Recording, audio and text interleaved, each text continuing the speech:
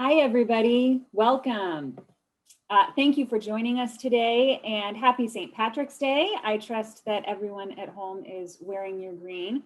I've been assured that our speakers are all in green socks today. I'm Katie Sawyer. I'm Senior Director of Donor and Community Engagement with the San Diego Foundation, and I'm so glad that you could all join us today for this important conversation. With today's webinar, we're continuing our Enabling Community Solutions learning series. And the intention of that series is to learn from innovative expert leaders about some of the most pressing issues facing our community, and to spotlight solutions that we can support and be a part of. And for today's webinar, we'll be talking about college attainment in the times of COVID-19. We know that college matters. Access to a college education continues to be one of the most powerful anti-poverty tools around. College graduates earn more money. They have more stability in their careers and higher job satisfaction. They lead healthier lives, and communities with more college graduates have stronger economies. So the data is clear across the board. College matters. But when we look at the reality of who goes to college, we still see a stark divide along racial and socioeconomic lines. White adults are around twice as likely to have a bachelor's degree as their Black or Latino peers. And that's kind of the baseline. That's true in all times, in normal times, in San Diego County and across the country. So layered on top of that is the reality that we've been living for the past year and all of the challenges that COVID has created. So that's what we'll dig into over the next hour, how the pandemic has made challenges worse and how it's amplified existing inequality. Just one quick instruction before we kick off the discussion. For attendees, you do not have the ability to unmute or to turn your cameras on, but we want to know what questions you have and make sure to get them answered by our experts. So please enter any questions that you have in the chat field or the Q&A field. And instead of saving questions for the end, I would ask that you just enter them as we go, and I'll make sure to get your questions answered by our experts along the way. If there's anything we don't get to, any questions we aren't able to respond to, we'll follow up with you individually after the webinar. And now I want to dive straight into our conversation because we have lots of content to cover and a phenomenal panel of experts. Our discussion today will feature Tamara Craver, President and CEO of Reality Changers, whose mission is to prepare youth to become first-generation college graduates and agents of change in their communities. She's a passionate advocate for first-generation college students with decades of experience in nonprofit leadership and supporting college attainment. We also have Monica Lozano, who is President and CEO of the College Futures Foundation, which works to ensure that more students who reflect California's diversity complete a bachelor's degree and access the opportunity for a better life. She also currently serves on the Governor's Recovery with Equity Task Force, established to ensure that higher ed in California recovers from COVID-19 more equitable and resilient than before. Dr. Paul Gotheld is San Diego County Superintendent of Schools, where he leads and supports the county's 42 school districts, 780 schools, and over 500,000 students. Since the start of his career, Paul's passion has been in working to ensure that every student, regardless of race, gender, ethnicity, or language, has the opportunity to succeed in school and in life. And we also have the San Diego Foundation's own in-house expert and my dear and brilliant colleague, Michelle Jaramillo. As Director of Education Initiatives, Michelle works with community partners to ensure that every San Diego student can achieve their aspiration of a post-secondary education. Now, to kick off our conversation today, we wanted to start with a quick audience poll. So Ginny, if you could pull up the first poll question. This data is pulled from the statewide college and career indicator. So in normal times, outside of COVID-19, how many San Diego high school students graduate ready for college or career? Do we think 4 in 10, 6 in 10, or 8 in 10? And I'll pause for just a moment to give the audience a chance to respond. Panelists, you cannot respond, and that would be cheating anyway.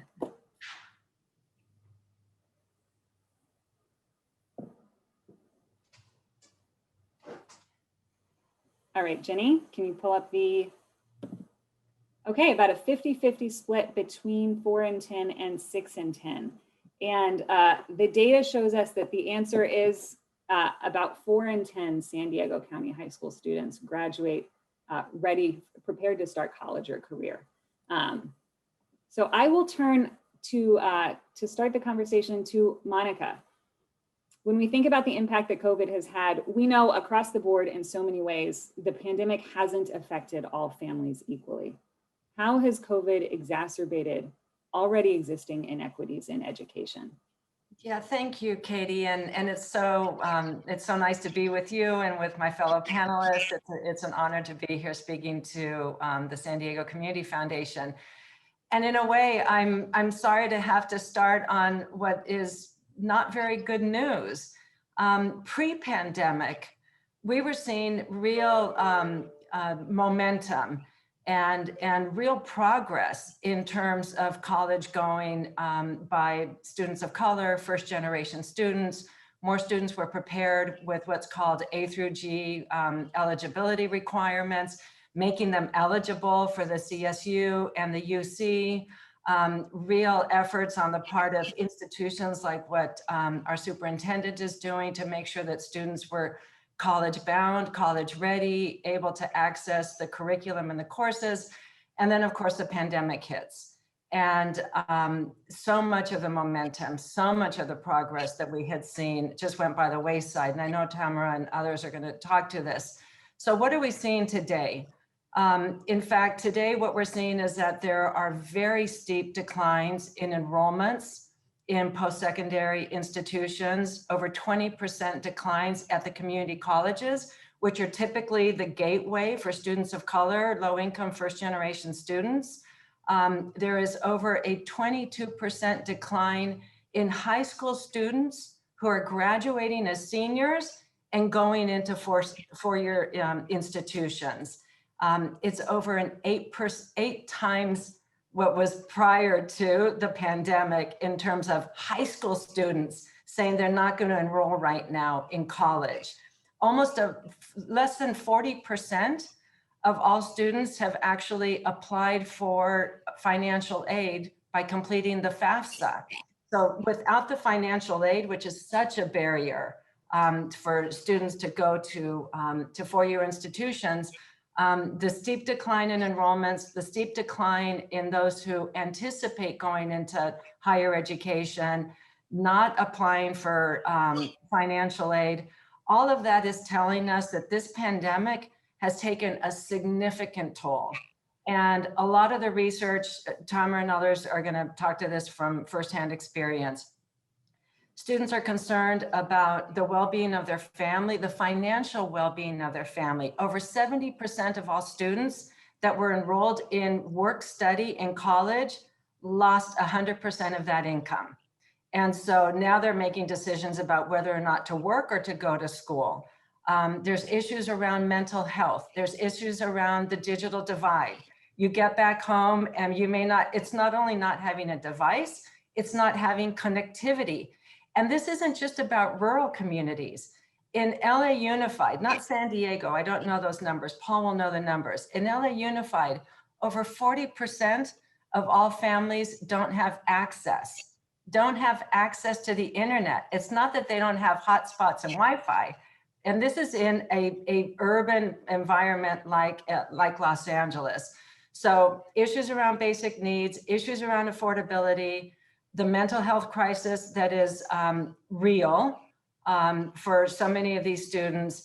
And then of course, the digital divide. And when we talk about recovering with equity, we're gonna get to this. There are many who say that connectivity is a basic human right. It should be a utility that is available to everyone and shouldn't depend on whether or not you can pay for your cable subscription or putting food on your table. So the effects of the pandemic are real, they're devastating, they're hurting families, individuals, communities, and it's up to people like us to really pay attention to what this means long-term. What are the consequences for our communities and for California if we're not able to reignite the hope and the optimism and the sense of belonging on college campuses that we've worked so hard to build over the last few years? I'll stop there, Katie. Right, and we will get back to more of the equity and big picture equity and resilience issues later. Monica, I'm so glad that you brought up the importance of bridging the digital divide, because that was something that we saw here in San Diego early on and over the course of the past 12 months, and was one of our main funding strategies with the COVID-19 Community Response Fund, both as schools first went virtual about a year ago and as this most recent school year kicked off. Tamara, I want to turn to you. You work so closely every day with students and families, and we do want to turn to you to get kind of that closer picture of, we look at the statistics and they're scary, but we also know that there are real humans behind the statistics. Yes. So first, we have one slide that highlights the incredible work that you do. So I wanted to make sure to pull this up right after we see that number that 4 in 10 San Diego high school students graduate ready for college and career. And that number is much, much higher for the young people in your programs. And I want to make sure that our audience has a chance to see the incredible work that you do. Thank you. Thank you. Monica, what are the issues that are facing your students and parents right now? For us reality changers? Mm-hmm. Okay, I'm sorry. Monica hit the nail on the head. I mean, it has been an unprecedented time in history for the entire world, but also for particularly the community that we serve. We have seen tremendous loss during this pandemic in terms of families losing not only their jobs, but losing homes before the eviction moratorium was set. And we also know that, with other things happening in the community, not every landlord or company is upstanding citizens, and some people definitely lost their homes during this pandemic. We've seen our students really have to take on more responsibility, because as they're home, especially in some of the communities that we serve, being at home means you're not in school. And although you may tell the family that you're in school, you're being in the home for them indicates that you're available to do everything else. We have students that are working to help to support families now. We have students who are helping their younger siblings with their academics, which is then hindering their academics. We have this young lady who historically had done really, really well in school. And all of a sudden we were getting information that her grades were just, at the D and F range. And finally we were able to get in touch with her. And she finally admitted to us that she was working at a family-run store in place of her mother, because her mother and father had COVID. And just to be able to pay bills, the owner was allowing her to come in and work when she was supposed to have been in school. So she's now short behind credits, her GPA tanked, but it was a decision that she had to make to help support her family. And what an unfair decision that a young person in high school has to make to put their family before their education in high school. We've definitely seen more grades, lower grades than we've ever seen before in our students. And I think the anxiety and fear of what's next. Students have missed some very pivotal things in their lives, proms, homecomings. And, we could say those are frivolous things, but those are very monumental things in just the growth for a young person. So we've seen a lot of that. There's, as Monica said, the mental health stuff is real for our students. They're struggling with being stuck at home. And we all know that, or we should all know that safer at home didn't necessarily always mean safer at home for everyone. So, checking on students and families that we know were having some housing insecurities, food insecurities, also sometimes dealing with domestic violence, where school may have been their only safe haven, and programs like us were their only way to get away from certain things. So this has really taken a toll on the community, but I think that it enabled us to see things in a different lens. Those disparities, the digital divide, we assume that in a time like this that everyone has a cell phone. That's not true. You always see a young person with a phone, but we realize how many of our young people didn't even have a cell phone for us to be able to keep in touch with them. So it is, the ripple effect of this, I think, is going to be a little bit more long lasting than I think that we would hope it would be. And I think it's still very unknown about what all of the things are going to happen coming out of this, because it has affected job placements, college attainment, college application rates, students who may not be A through G eligible because of their grades, or in the school that you don't have to make them turn on their camera. So you hope that students are doing what they're supposed to be doing, but the grades are kind of up and down in that area. So we are doing our best to support them. And Zoom fatigue is real. I don't know how many of you work on Zoom all day long, but I think about young people who don't have that ability to necessarily get that outdoor exercise and sunshine on their faces, that are sitting at home on Zoom. And even programs like us, they still have to work with us over Zoom. And we see that it's really affecting these young people. Mar, what are some of the ways that Reality Changers is helping the young people and their families navigate these new challenges? Absolutely. So one of the things I try to take pride in is try not to be an expert at all things, but we have really worked hard to make really strong, solid relationships in the community to understand and know where to refer our families to. Look at the young lady that was having some academic problems. We talked with her teacher. We worked out some things with the teacher to be able to make sure that she could still get the things that she needed to get her grades up, and her grades have improved. We're so happy to say that her grades have definitely improved. Honestly, finding out when job opportunities are happening that we can let our kids know about.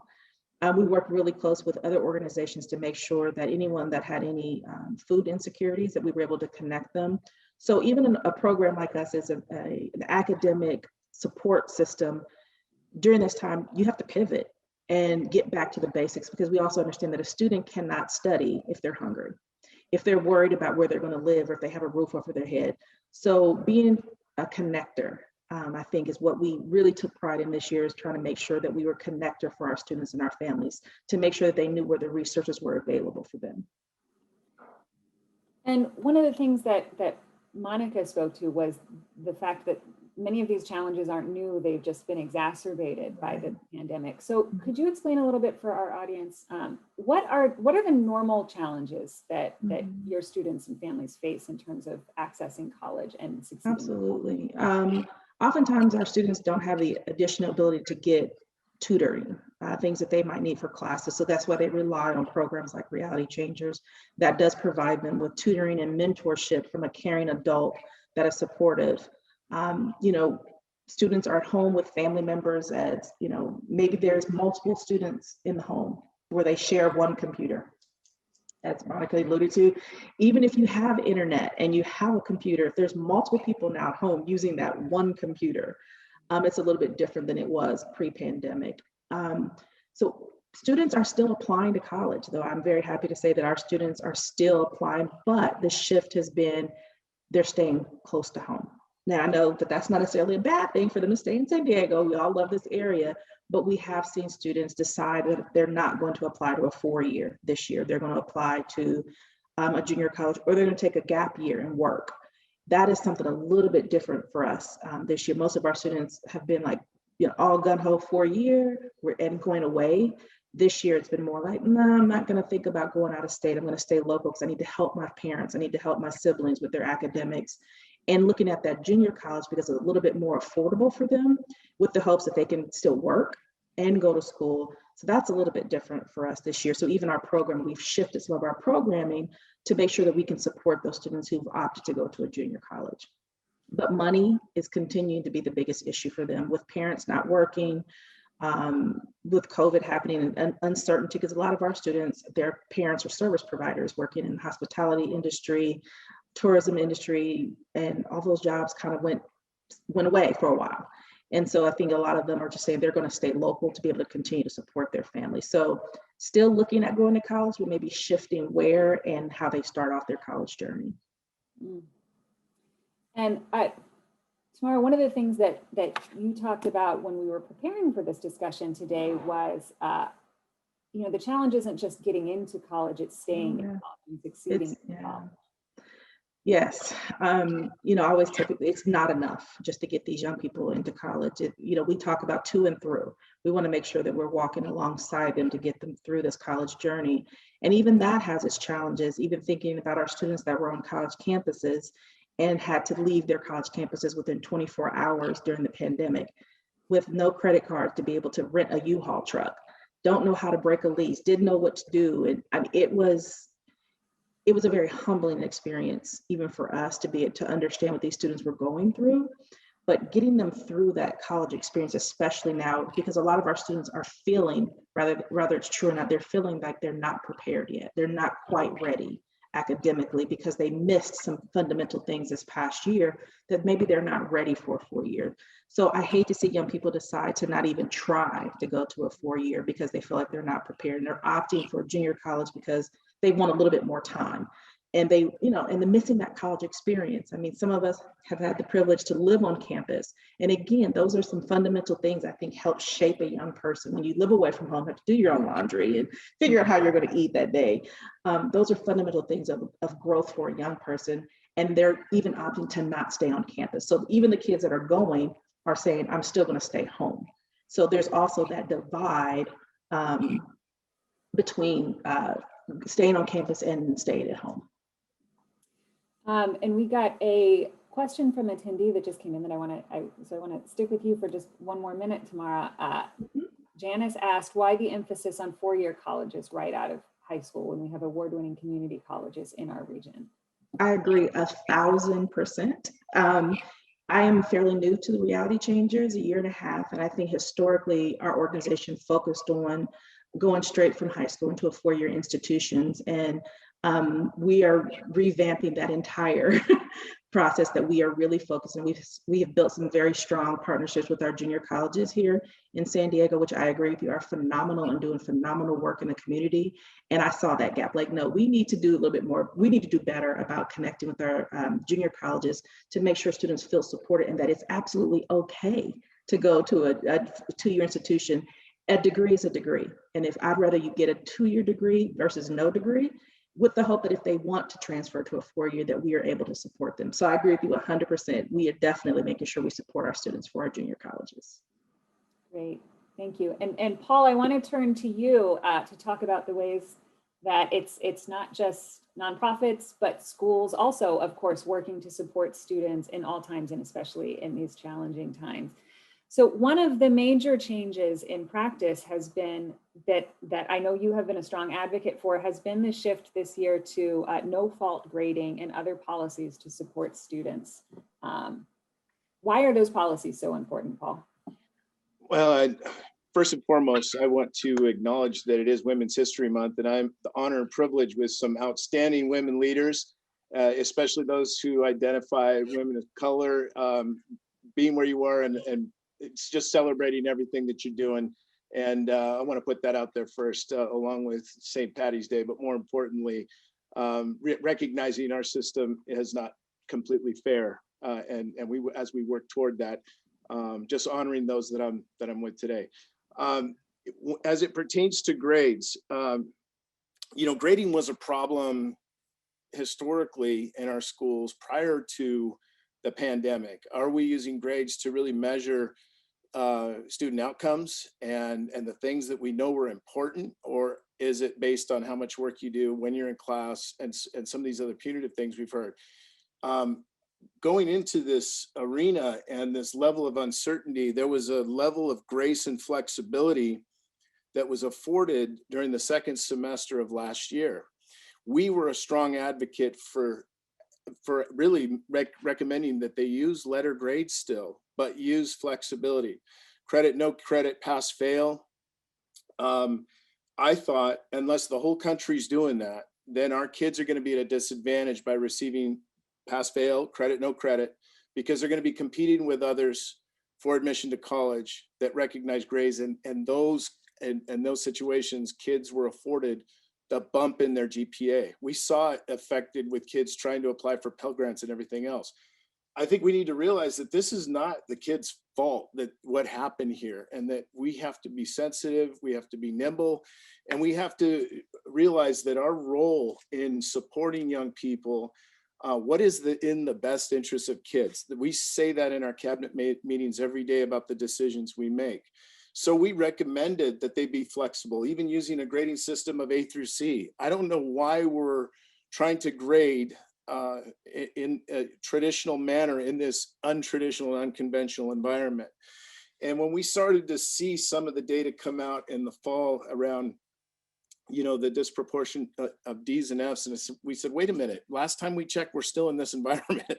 Why were we affording grace in the spring semester and not necessarily in the fall semester? So we encouraged folks to just, as we just heard from beautifully Tamara, there are ways that we can construct, alternative methods of supporting kids as opposed to grade and punish and things of that nature. And we know there are high school students that their parents are essential workers, where they're supporting their younger siblings in this environment, and that doesn't allow for taking 6 periods online. So we have to treat this a little bit differently. And the last thing I would say to that is that, we got to give our kids more credit too. They can learn anything. And as a former high school teacher in the juvenile court system, I demanded my kids be on grade level, even though they tested at the 4th and 5th grade level. And guess what? Our kids will do exactly what we asked them to do. And so I'm reluctant to focus so much on this notion of mitigation of learning loss. We know kids have holes in their learning. Let's just wrap around and provide all the supports that are necessary, whether it's academic, social, emotional. All the things that we've heard today are absolutely real, but that's our responsibility as school officials to make sure we give our kids what they need and deserve. And just using this opportunity, if I may make one more comment. I do want to thank the San Diego Foundation for your partnership, but also for anyone who's contributed. We identified 100,000 kids last March that were either underconnected or had no connectivity to participate in distance learning. This was a crisis, and we've been saying the same thing that Monica articulated earlier. This is a basic utility, a basic right. Through those efforts, we were able to negotiate some really incredible deals with our providers. Long story short, we've connected about 67,000 kids since March with broadband access in the latest and greatest hotspots for those who need it to participate in those learning opportunities. And that would not have happened without the support of the foundation, our board of supervisors, and everybody else who kicked in to do what was right. And so I just want to make sure I plug a thank you to the foundation for what you do to partner with us to do what it takes to help our kids. Thanks, Paul. And I will pass that thank you along to many of the folks who are on this call who were donors to the Community Response Fund along the way. It was truly thousands of donors coming together that have made that work possible in that fast and nimble response to crisis. Paul, I want to kind of pick out a language thing that came up in that response just now, which was, I know that you prefer not to talk about learning loss, but rather about learning acceleration. Why is that? It seems like a small change. Why is that distinction important? What I have seen historically, and what Reality Changers does in some of the schools that we know, we just demand, no matter where you come from, our kids go to college. We make sure that they're eligible. I do that with our court school kids. This has to be an expectation for all children. What public education has done historically is sorted kids in different tracks based on what they, adults' perceptions of what they can and can't do. And so by demanding that all of our kids be eligible for college, we have an expectation now that every kid is going to get there, and then we provide the supports underneath to help them. When we start talking about mitigation learning loss and blaming again the victim again, our poor kids, we have to get out of that language. Too many times our Black and brown kids and our English learners are viewed from a deficit perspective and not as a college-bound kid that they deserve to be treated as. I am a huge proponent of options that are out there that involve the trades and everything else. I just believe it's our moral imperative to prepare every kid for college. And if they choose not to go, it's their choice, but not the system. And too often I've seen in our careers, I have kids that are 18 crying in the office. I didn't know I was supposed to take that class. I don't know to this day why we still even offer courses that aren't A through G approved. It's senseless to me. They will do fine. That's my experience. They don't just do fine, they excel with the right type of love, support, and more importantly, look at your curriculum study. Do our kids see themselves in the curriculum as a triumph, as a success, as valued, as love, and not from a deficit perspective or middle passage, which is some of the things our kids see firsthand. That engagement and that type of attention that we have to give our kids and say, you are capable, you will. They've been told too many times they can't. And that is just, it's incomprehensible to me. So for us, when you talk about learning mitigation loss, I'm worried that school officials get trapped in this. Okay, you better go repeat the third grade or go repeat. But we know retention doesn't work.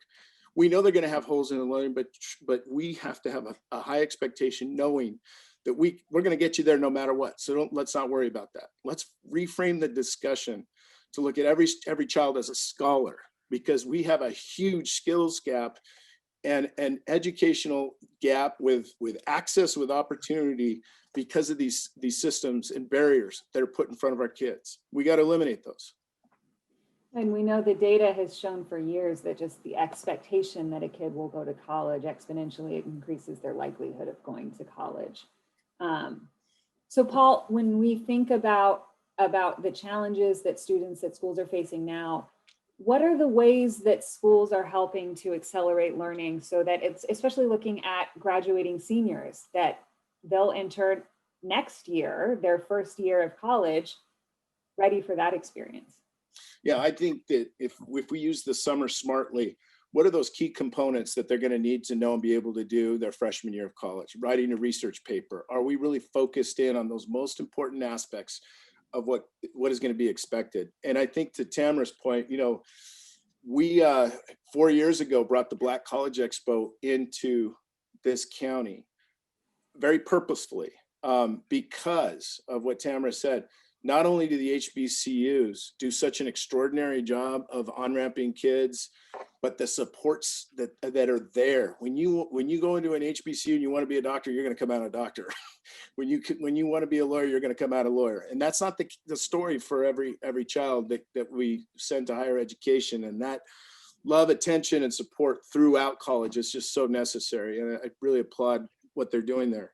And I diverted a little bit, and I apologize, but what was the original question? It was, what are the ways that schools are helping to accelerate learning for students, especially for graduates? Yeah, one of the things, there's going to be a lot of, I think that we have to pay attention to the fact that as we return students to campus, what are the necessary supports to help them achieve great things? And so what I'm not only an advocate for when it comes to the academics, kids have struggled mightily during this time in so many different ways. But what are the clubs? What are the arts? What are the STEM opportunities? What are all the enrichment, and not just athletics for the athletes, but sports and things for every kid? What we've never been able to do, and I'm not quite sure why, is offer summer school to any kid who wants it. But our school communities have a unique opportunity to build wellness centers where it's a one-stop shop where we can truly meet the needs, not only of our children, but our families as well. Whether that be mental health, whether that be, agencies that Tamara articulated earlier that we can connect our kids with. That's one place that our parents know they can go for help. Are we expanding the reach in this environment during a pandemic to truly meet the needs of our kids and families holistically? I think that is so important. It goes hand in hand with the learning. A kid who's hungry, we know, doesn't learn as much. So are we providing the food? Are we doing whatever it takes to help our kids? And that's going to be a community-wide initiative we all have to lock arms with and join forces, because we know right now, and I've shared this with you earlier, just this one statistic, since March, 48,000 American-born kids, many of whom don't speak Spanish, have been displaced to Baja California. And we know many of them are going to return. They're not in school. We're building a binational school where the diploma is going to be good on both sides, a hybrid solution. That doesn't fit in a box. We don't have funding for that. We're doing it because we know it's the right thing to do, because we know historically when there are economic strains, our kids are going to come back. As the hospitality industry opens up, we're going to see more kids coming back. Are they prepared? Are they ready? We have to do whatever it takes to look outside the margins and build programs and services to do whatever it takes to take care of our kids. But this binational school, We're doing it with the Department of Mexico, so the diploma is good on both sides of the border. They will actually get a diploma that's valid in 2 countries. Well, that's amazing, and reflects the reality that so many kids and families in our community live binational lives. They're crossing the border every day in many cases. So Paul, when we think about longer term, past this year, we know that you know, if we were all able to get the vaccine tomorrow and open back up, there will still be longer term ramifications of the pandemic in our lives and our systems. How would you anticipate this period continuing to impact K through 12, and what are the long-term changes that you'd hope to see? So that's a great question that's still in progress. But I would say the first thing, I think that there's this, what I've seen in working with our superintendents and charter school leaders, there's this gap between understanding that the vaccine doesn't mean things go back to normal.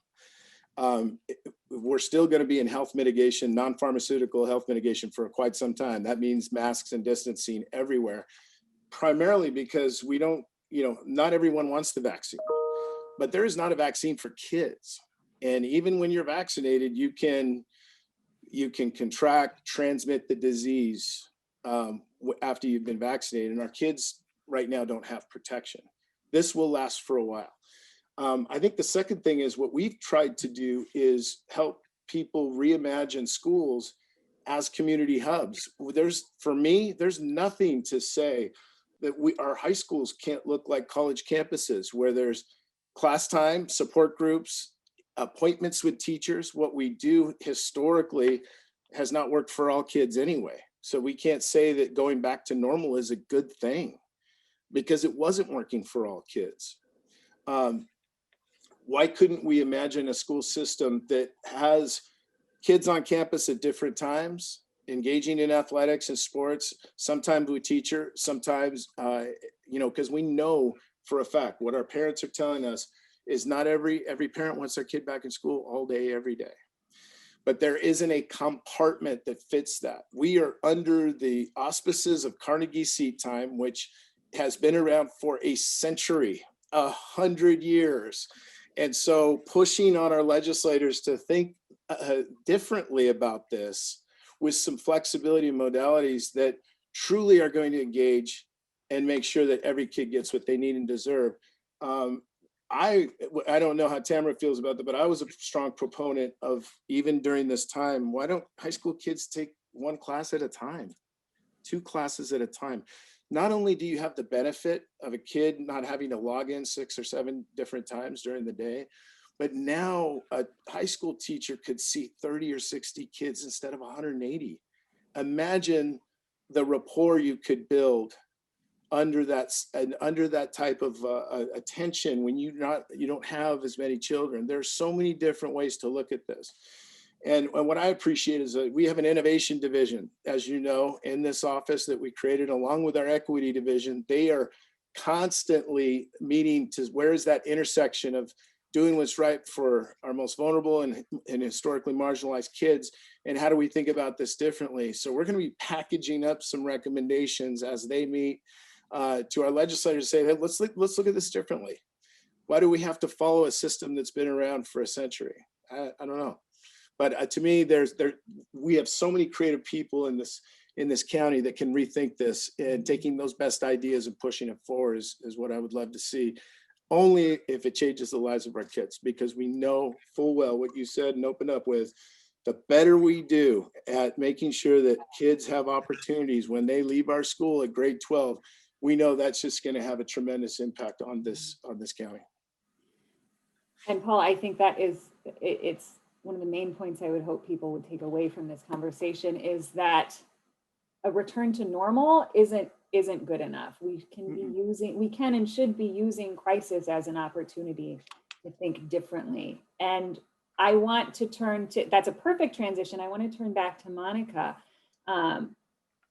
to share with us some of the ways that we can be rethinking systems in this time of crisis and transition. We have a slide that I want to that I think we might want to bring up now, Monica, the 4 principles slide. Yeah, why don't, let me just say a few words before we bring up the slide, and we may not even need to. Great.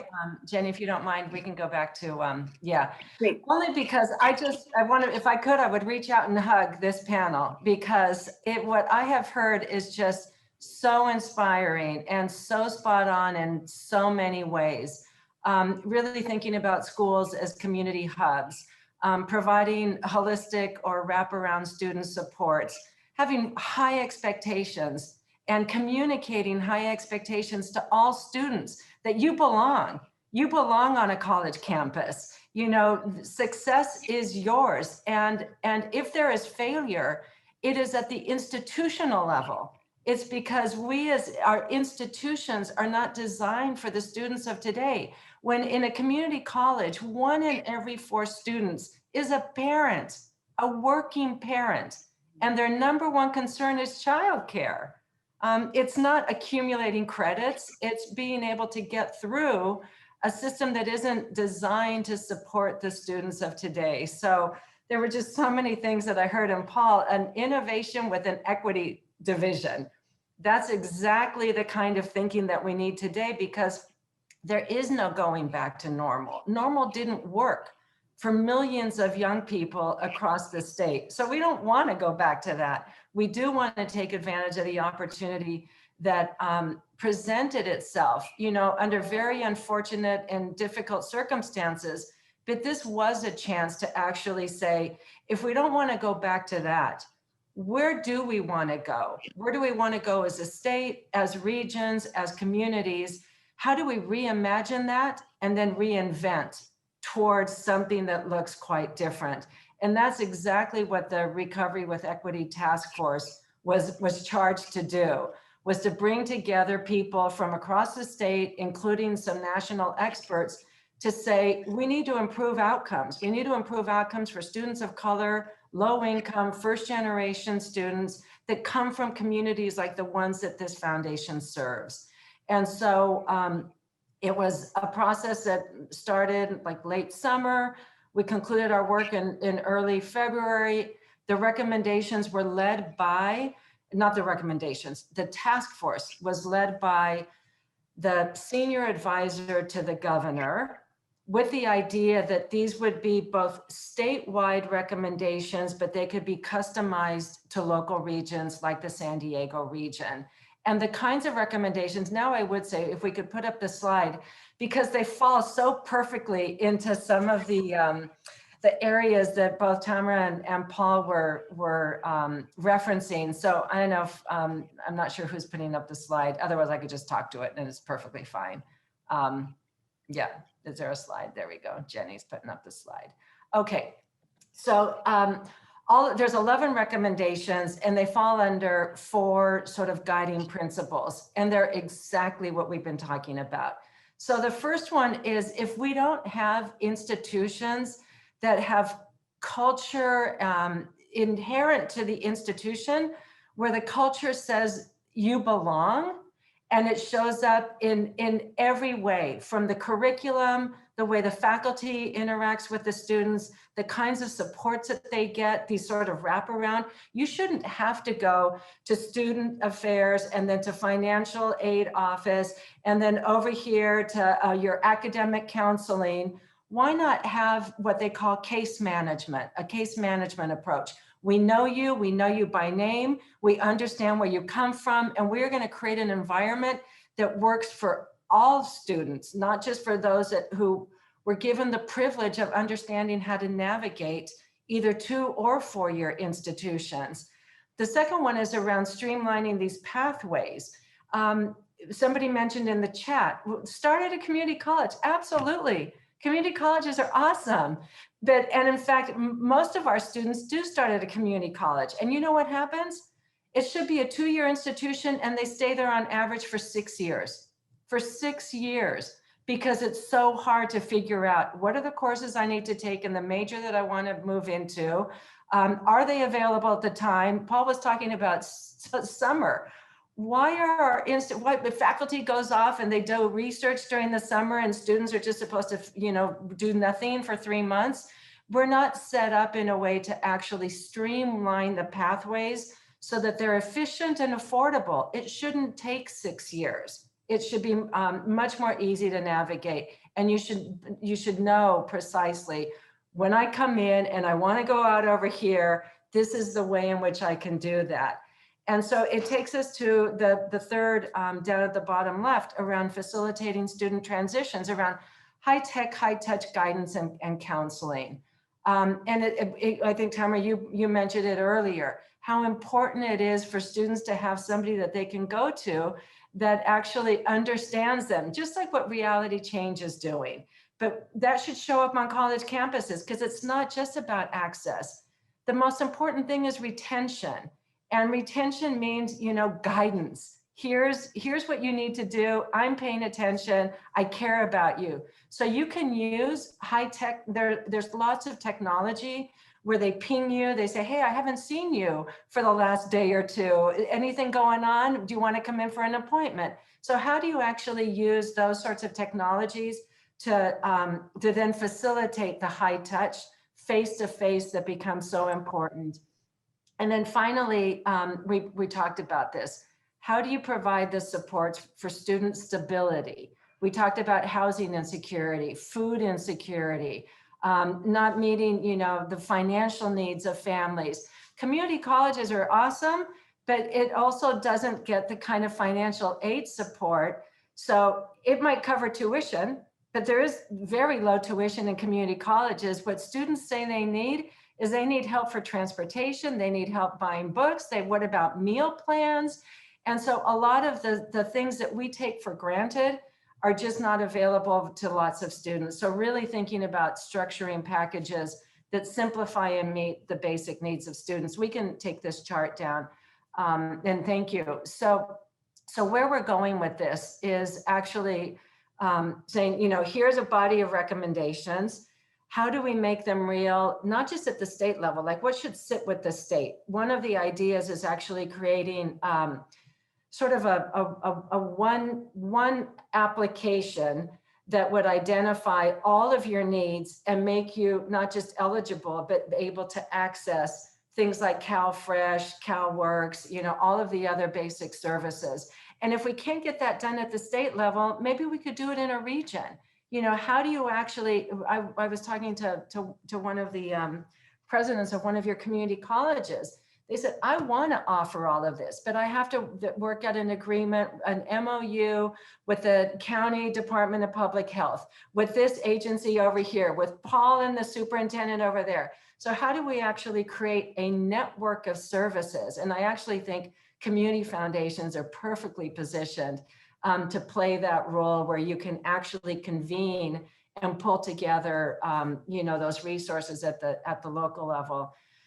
So the idea now is to take these recommendations forward, identify where they sit at the institutional level, where can they sit at a regional level, what needs to be done through legislation or the governor's office, and really think about, as I said, using this opportunity to just reimagine a much more equitable education system that connects K-12 with higher education, 2- and 4-year, because students are on a pathway, and the systems right now are organized by segment. So they chop it up as opposed to thinking about the system. And so we need to change the mentality and then actually build an organizational infrastructure that connects all of those pieces with equity and students at the center, as opposed to, what's best for the institution. Let's say what's best for students, what's best for families, what's best for communities, and organize ourselves that way and break down those silos. That's really what this work is all about. And we're happy to do it in partnership with the San Diego Community Foundation, with nonprofit organizations. You can't do this with, grass tops. It has to be grassroots and grass tops and everybody working together. So how do we build out the capacity of nonprofit organizations to do this important work in regions and at the local level? And just so many ideas. And I know Michelle's going to share some of what her thinking is, but it's it's a difficult, but it is an opportune moment. And let's take advantage of the fact that people are now aware of what the impacts, the disproportionate impacts on our communities, on our families, the quote unquote essential workers that couldn't stay home, that lost their lives, you know, the pain that students have felt. There is real urgency, but I also think there's momentum for change. And it's up to us to act like change makers and to reinforce our role as community to meet the challenge. And it really is all about how do we make sure that students are at the center, that we're making systems talk to each other and work as they should. And you're absolutely right that community foundations are a natural convener for this work. Michelle will talk about where we sit in the ecosystem of supports in just a minute. Monica, I want to ask you one more thing about, we will share this full report with all of the attendees in just a few minutes. The 11 recommendations are interesting to dig into. They're visionary, they're bold. They make a lot of sense too. Monica, what do you anticipate being some of the challenges in rolling out these recommended changes? Well, the challenge is institutional inertia. You know, there is, what I love about what Paul was saying is that, you know, thinking about, you know, how to maintain some of that flexibility and recognize that, you know, we may not go back to the, you know, residential model of a college, but they are set up in such a way that the institution is designed with a model that actually may not be appropriate for moving forward. So what are the incentives for institutions to actually think differently? I was talking with somebody today who said, why do we have a BA degree program that is based on 4 years? Why not think about a 3-year program that actually gets you ready for the workforce, but doesn't have, you know, all of the components? I mean, it is going to take that kind of outside of the box thinking that then is going to go up against all sorts of, you know, what do I call it? The status quo, those who maintain the status quo. Paul, you want to say something? Go ahead. I'm dying to, because you know, one of the things that we took superintendents to Silicon Valley and did this whole tour, but one of the things that emerged with a couple of the biggest corporations actually started to develop their own master's program because they were frustrated with not only the length of time, but not necessarily the content. So they really developed their own that you could get accomplished in 6 months to a year, depending on your schedule, and certified it as such. And kids are, you know, making $235 out the door with an unconventional model that you're describing. It's happening right now as we speak. That's exactly right. That's exactly right. And this is what I think, when you mentioned the challenge, I also think this is the opportunity, because there are what I call market forces, you know, those competitors like, you know, Google and others that actually have credentialing programs, they're offering degrees, and they're saying you finish and you got a job. And, you know, our institutions of higher education need to understand that they have an obligation to not think about just graduating, but connecting their graduates to workforce, to a job. That's what students value. That's what they're looking for. A degree is fabulous, but a degree without a job, you know, people need to support themselves and their families. So I think it's a mind shift that has to occur. And then the institutional redesign that gets very complicated. Mm-hmm. We're talking about major institutions and having to build momentum for change. Yes. And Michelle, I want to turn to you to share a little bit about the San Diego Foundation, where we sit in this whole ecosystem of services. First, I think we have one more poll question. Ginny, could you pull up? Yeah, this poll question. We want to highlight when we're talking about college, one of the reasons that college is so important. So thinking of the past 12 months, what percentage of the labor force with a high school diploma or less lost their job in 2020? Do you think it was 30, 40, 50, or 60%?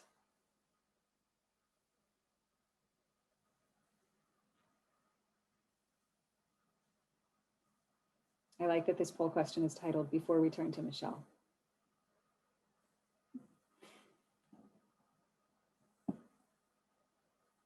Okay, it looks like the audience understands the severity of this crisis and how it particularly has affected folks without college degrees. I believe that the answer is around just over 50%. Is that right, Michelle? So Michelle, I'll turn it over to you for just our last few minutes to share a little bit about the San Diego Foundation, our Community Scholars Initiative, and where we fit in this network of services. Absolutely, and yeah, I think that that last poll really points to the protective and insulative factor of a college degree, whether that is a community college or a four-year degree. We are looking at an investment in not only education, but the stability of people and families and entire communities. So with that, I just want to share a little bit about the Community Scholars Initiative. The Community Scholars Initiative was established in 2016 with the incredible support of the College Futures Foundation and partnership of Reality Changers. Much gratitude to our partners on the line today. And it is a unique pooled scholarship fund at the San Diego Foundation that helps students and young, diverse, aspiring scholars and college graduates. Paul, thank you for the direction on reframing. I think that's really critical. Helps them prepare, pay for, and persist through college. And I'll talk a little bit more about the persist piece, and I think we've heard it in the discussion. As a scholarship fund, the Community Scholars Initiative is unique in that it starts with the regional data. It starts with really trying to understand what are the college attainment gaps in our region from a regional perspective.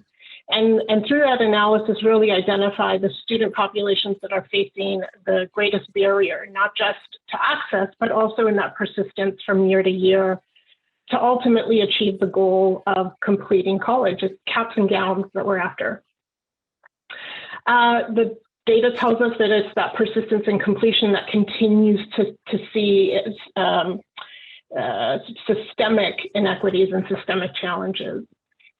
And the data, that analysis shows us that, in particular, first-generation students that are coming from low-income households and underrepresented groups face unique roadblocks to that path to college graduation, much of what's been discussed in the conversation today. So in response, the Community Scholars Initiative really tries to do three things. First, prioritize and invest in the students who are first generation from underrepresented racial and ethnic groups and that have high financial need by providing flexible and needs-based scholarships to those students. Secondly, we aim to provide grants and technical support to the nonprofit organizations like Reality Changers that deliver those critical wraparound services, but not only get to that academic support, but provide that guidance, that nurturing, the mentorship that leads to the sense of belonging that is so critical for persistence and completion. Our nonprofit partners include Reality Changers, Barrio Logan College Institute, Manana San Diego Urban League, and Sweetwater High School District's Tenacity Nurturing Talent program. And then finally, we try to collect the data and tell the story of what the breadth and the impact of this ecosystem of organizations accomplishes for our young people. As a pooled fund, the investments of the scholarship fund are made possible by many donors that contribute to this fund, including a very recent generous contribution by the David Malcolm Family Trust of $100,000 that will support 38 students in academic year 21 and 22. Just an example of the generous contributions that make this work possible. We've given out over $1 million in scholarships to the students that we've identified through our incredible nonprofit partners, and over $400,000 in technical assistance and grants, and are growing from there, armed with a new vision, armed with the severity of the moment and the inspiration of the moment, and with amazing partners that have joined us today. Michelle, thank you. I am just so proud to work with such talented colleagues, partners, like College Futures Foundation, like Reality Changers, like the San Diego County Office of Ed. Paul has another panel right now. So Paul, if you have to jump off as I close, we understand. Thank you for your time, for your partnership.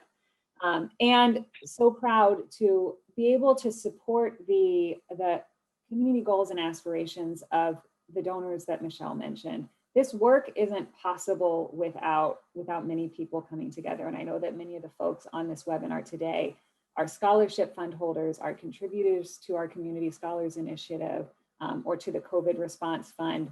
It's not possible without that kind of collaboration and effort. So we always like to close with a quick nod to how we can help, what we can do next. Of course, donations to the Community Scholars Initiatives. And if you would like to learn more about that program, please let us know. Michelle would be happy to connect with you so that you can learn more. You can always reach out to me directly to be connected to our community impact team. Donate or volunteer to Reality Changers. Reality Changers is a cherished community partner of the San Diego Foundation doing truly life-changing work. I believe just dropped in the chat the Recovery with Equity report, which has fantastic information in it about a bold path forward. That is great information to read yourself, share with those in your network, talk to, if advocacy is kind of in your wheelhouse, talk to the school leaders in your network, legislators, and follow the San Diego County Office of Ed for the latest news and research. Thank you again to everyone who was with us today. We'll be sending invitations for future webinars. The next one will focus on the other spectrum of the education timeline. We'll be looking at early childhood development and the importance of that for both student success and family success. Again, thank you to our speakers today. We are so grateful for not just your time today, but for your partnership and most importantly, for the important work that you do. Thank you all for joining us today, and we will see you next time.